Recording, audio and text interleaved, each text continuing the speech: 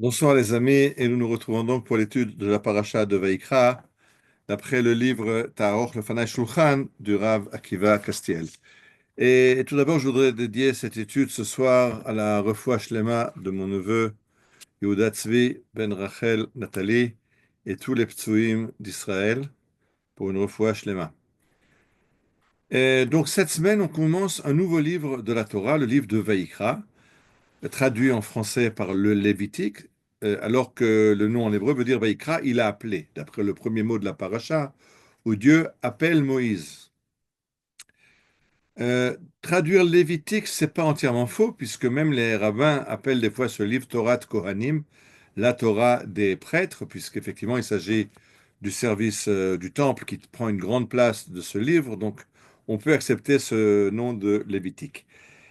Mais il y a un grand changement entre ce livre qu'on commence donc ce Shabbat et les deux livres qui ont précédé, Bereshit et Shemot, traduits en français par la Genèse et l'Exode. La Genèse, on est d'accord, Bereshit, c'est au commencement. L'Exode, en hébreu, c'est Shemot, c'est le livre des noms, les noms des enfants d'Israël. C'est ça qu'on va mettre sur lequel la Torah va mettre le point. Euh, Les deux premiers livres sont des livres d'histoire. On nous raconte la création du monde, les premières générations des êtres humains, après l'histoire de la famille d'Abraham et la famille des Hébreux. Dans le second livre, le livre de Shemot, on va nous raconter la création de l'histoire, les débuts du peuple d'Israël. Donc l'esclavage, la sortie d'Égypte, les 10 plaies, la traversée de la mer Rouge, le don de la Torah.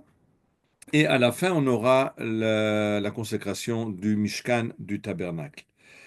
Dans ce livre que nous commençons maintenant, Vaïkra, il s'agit de mitzvot. Il n'y a pas d'histoire tout au long de ce livre, il n'y a que des mitzvot, des commandements. Alors de nouveau, faites attention au mot en français. Commander en français, ça veut dire qu'il y a un commandeur et un commandé. Il y a un rapport de chef de maître à esclave. C'est pas l'idée qui est véhiculée en hébreu. En hébreu, le mot mitzvah veut dire un commandement. Effectivement, le tsavot veut dire commander, ordonner. Mais le mot tsevet veut également dire une équipe. Parce que grâce à la mitzvah, nous faisons équipe avec Dieu. Nous travaillons avec Dieu dans le monde. Dieu nous a demandé de faire tel et tel acte pour participer à son plan du monde. Et donc les mitzvahs, ce n'est pas seulement un ordre qui nous vient de Dieu, mais c'est tsevet. Ça nous branche, ça nous transforme en équipe qui travaille main dans la main avec Dieu. Et ces mitzvot vont être de différents ordres, mais en gros, la première partie va nous parler des sacrifices, une grosse partie du livre de Vaïkra, les mitzvot de pureté et d'impureté qui ont elles aussi rapport avec le temple, et après on aura les interdictions alimentaires, et finalement des lois sociales, la Shemitah, que donner aux pauvres, etc. Et tout cet ensemble de conduites va nous permettre de nous rapprocher de Dieu, parce que c'est de ça qu'il s'agit.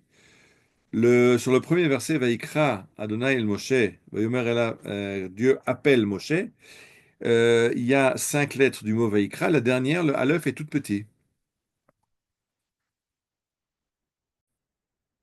Je me demande, mais pourquoi ce petit Aleph? C'est pour que tu fasses attention à ce mot, parce que ce mot n'est pas anodin. Quand Dieu appelle Moshe et qu'il l'appelle en utilisant le terme de Vaïkra, ça nous rappelle un autre prophète, le prophète des nations, qui est Bil'am ben Beor, qui est un grand rachat, qui était appelé pour maudire le peuple d'Israël. Finalement, il l'a béni. Et quand Dieu lui parle, il est marqué Vayikar Elohim el Bilam. Pas Vayikra, Vayikar. Il manque le Aleph de la fin. Et là-bas, Rachid nous avait expliqué, enfin, il nous expliquera dans le livre de Bamidbar, que Vayikar, c'est la racine de Kéri. Kéri, c'est une impureté. C'est que Dieu appelle le prophète, mais dans une situation d'impureté. Alors que ici, quand il parle avec Moshe, Vayikra, Rashi va dire, c'est Lashon Chiba. C'est un langage d'amour, un langage d'amitié, dans lequel Dieu se tourne vers Moshe. Et donc Dieu se tourne avec amour, appelle avec amour Moshe, pour lui dire comment le peuple d'Israël pourra s'approcher de lui. Parce qu'un korban en hébreu, un sacrifice, en français on dit sacrifice, mais en hébreu korban, korban, la racine, kouf, resh, bet, ça veut dire proche. C'est ce qui nous permet de nous approcher de Dieu. On va offrir quelque chose de nous à Dieu pour nous approcher de Dieu. Il y a certains corbanotes, certains sacrifices où une partie est brûlée sur l'autel, une partie est mangée par les prêtres, une partie par la personne qui offre le corban. Donc il y a un repas de fête où sont conviés Dieu, les prêtres et le juif qui a offert le corban, certains corbanotes sont aussi amenés par des non-juifs.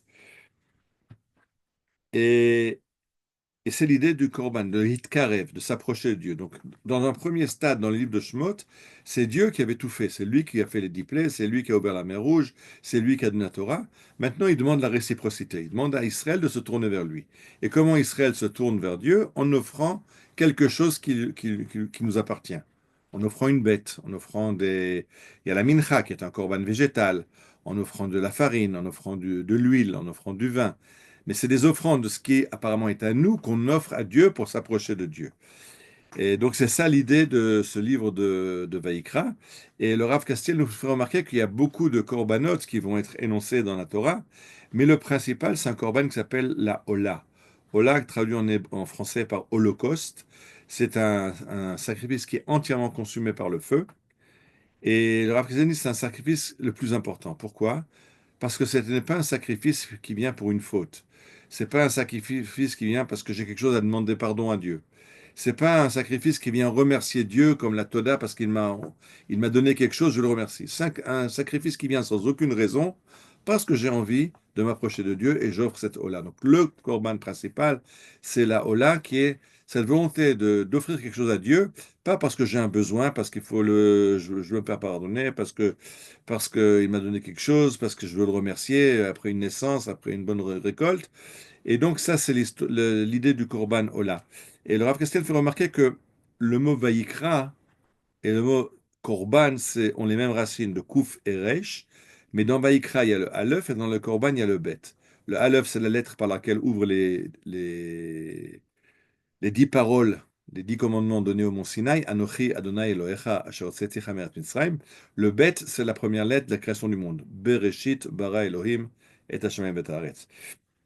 Et donc le Rav Kassé, ça résume cette idée-là, que quand Dieu interpelle le peuple d'Israël, Vaïkra, Dieu nous appelle, alors on répond par le Korban. C'est-à-dire, si Dieu nous invite à participer à son projet, alors la création arrive à sa plénitude. Bereshit bara Elohim, cette création a un rôle et elle y arrive à le remplir puisque l'homme vient pas aider, participer avec Dieu à l'avancement du plan divin dans le monde.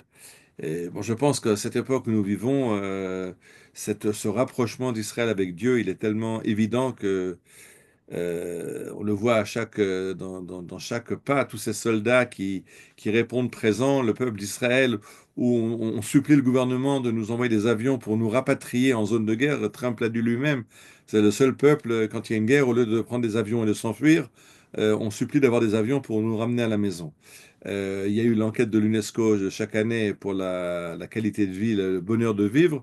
On est toujours encore huitième au palmarès mondial du bonheur de vivre en Israël. Et ce qui est intéressant, dans la tranche des moins de 30 ans, on est troisième au classement mondial, malgré la guerre dans laquelle on est.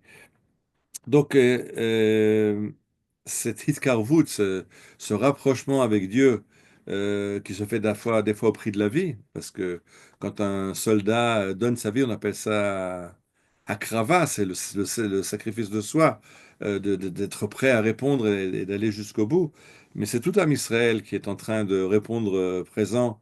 Le fait qu'on ne prend pas les avions pour s'enfuir, mais qu'on est là, qu'on assume, qu'on soutient l'armée et qu'on espère cette victoire très proche du bien sur le mal, c'est de ça que va parler le livre de Vaïkra. Donc on est au début de ce livre, et ce livre qui nous donne des recettes, comment travailler main dans la main avec Dieu, c'est ce que Baruch Hashem, on est en train de vivre dans les jours incroyables que nous vivons actuellement. Shabbat Shalom, Bezrat Hashem, à la semaine prochaine.